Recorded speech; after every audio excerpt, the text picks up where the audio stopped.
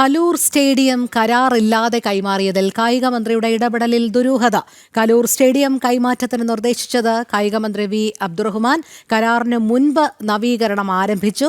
GCDA sponsor. ധാരണയുണ്ടായത് ഈ മാസം 9-ന്. കായിക മന്ത്രി അബ്ദുറഹ്മാന് നിക്ഷിപ്ത താൽപര്യം എന്ന് ആക്ഷേപം. കൊച്ചിയിൽ നിന്നും ജിജീഷ് കരുണാകരൻ ചേരുന്നു. ജിജീഷ്, ഈ വിഷയത്തിൽ കായിക മന്ത്രിയോട് എന്തു ചോദിച്ചാലും വല്ലാതെ ക്ഷുഭിതനാവുകയും പ്രകോപനപരമായി സംസാരിക്കുകയും ഒക്കെ ചെയ്യുന്ന രീതിയാണ്. എന്തായാലും കലൂർ സ്റ്റേഡിയം കരാറില്ലാതെ തന്നെ കൈമാറിയതിൽ കായിക മന്ത്രിയുടെ ഇടപെടൽ ഉണ്ടായിട്ടുണ്ട്. ചില നിക്ഷിപ്ത താല്പര്യങ്ങൾ ഇതിന് പിന്നിലുണ്ട് എന്ന് തന്നെയല്ലേ മനസ്സിലാക്കേണ്ടത്? രോഹിണി, ഇതിൽ വലിയ സംശയങ്ങൾക്ക് ഇട നൽകുന്നത് തന്നെയാണ് കായിക മന്ത്രി അബ്ദുറഹ്മാന്റെ ഇടപെടലുകളെല്ലാം തന്നെ.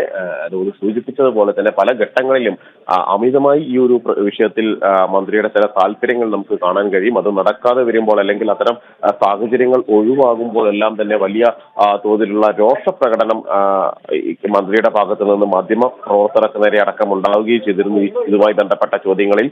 അതുകൊണ്ട് തന്നെയാണ് ഇതിൽ സംശയങ്ങളുണ്ട്, ദുരൂഹതകൾ ഉണ്ട് എന്ന് കൂടുതൽ വ്യക്തമാകുന്നത്. മാത്രമല്ല, മന്ത്രി ഇക്കാര്യത്തിൽ പ്രത്യേക താല്പര്യം എടുത്തുകൊണ്ട് എന്തുകൊണ്ട് GCDAക്ക് കത്ത് അയക്കുന്നു, നിരന്തരമായ ഒരു സമ്മർദ്ദം എന്ന് തന്നെ പറയാവുന്ന രീതിയിലേക്ക് മന്ത്രിയുടെ ഇടപെടലുകൾ ഉണ്ടാകുന്നു എന്നത് എല്ലാം തന്നെയാണ് സംശയകരമായി മാറിയിരിക്കുന്നത്. ഇങ്ങനെ കരാറില്ലാതെ സ്റ്റേഡിയം GCDA നൽകണമെങ്കിൽ അതിൽ കൃത്യമായി തന്നെയുള്ള ഉന്നതങ്ങളിൽ നിന്നുള്ള ഇടപെടലുകൾ, നിർദ്ദേശങ്ങൾ ഉണ്ടായിട്ടുണ്ട്.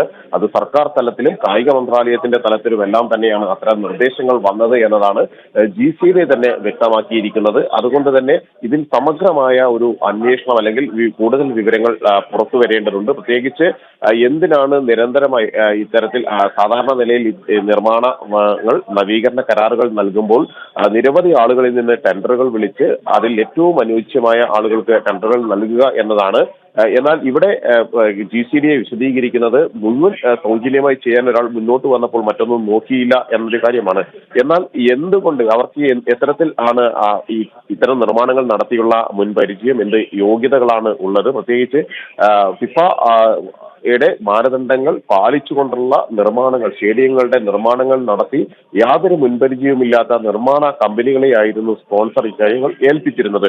അങ്ങനെ അത്തരത്തിൽ സ്പോൺസറുടെ ഇടപെടലുകൾ 70 കോടി രൂപ താൻ ഇതിനായി മാറ്റിവെക്കുന്നു, ചെലവഴിക്കുന്നു എന്ന് സ്പോൺസർ പറയുന്ന ഘട്ടങ്ങളിൽ പോലും എന്തെല്ലാമാണ് അവിടെ ചെയ്യാൻ ഉദ്ദേശിക്കുന്ന കാര്യങ്ങൾ എന്നതിലൊന്നും തന്നെ GCDA ഒരു വ്യക്തതയും വരുത്തിയിരുന്നില്ല. മാത്രമല്ല, GCDA സംബന്ധിച്ചിടത്തോളം കൂടുതൽ സാമ്പത്തിക ബാധ്യത ഉണ്ടാക്കുന്ന രീതിയിലേക്കാണ് കാര്യങ്ങൾ പോകുന്നത്. പ്രത്യേകിച്ച് ഇപ്പോൾ സ്പോൺസർ ചെയ്തു വെച്ചിട്ടുള്ള കാര്യങ്ങൾ എന്ന് പറയുന്നത് GCDAക്ക് വലിയ സാമ്പത്തിക ബാധ്യത ഉണ്ടാക്കുന്നത് തന്നെയാണ്. നിർമ്മാണങ്ങൾ പാതി വഴിയിൽ അവസാനിപ്പിച്ചു പോകുമ്പോൾ അതിന് നഷ്ടപരിഹാരം നൽകുന്നത് സംബന്ധിച്ച് യാതൊരു കരാറുമില്ല.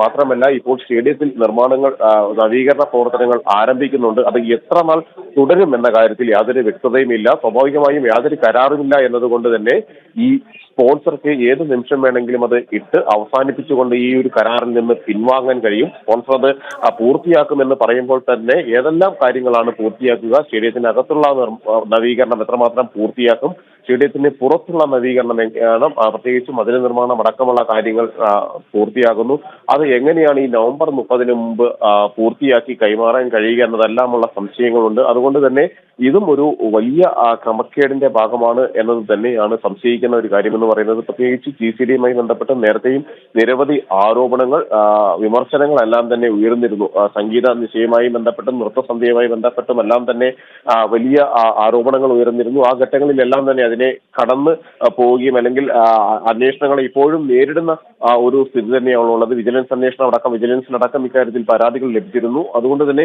ഈ അബ്ദുറഹ്മാന്റെ ഇടപെടലുകൾ അതിൽ ദുരൂഹമാണ്. സർക്കാർ തലത്തിലുള്ള ഇടപെടലുകൾ ദുരൂഹമാണ്.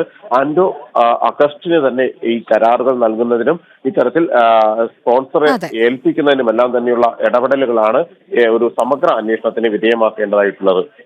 ശരി, ജിജീഷ് കരുണാകരനാണ് വിവരങ്ങൾ നൽകിയത്.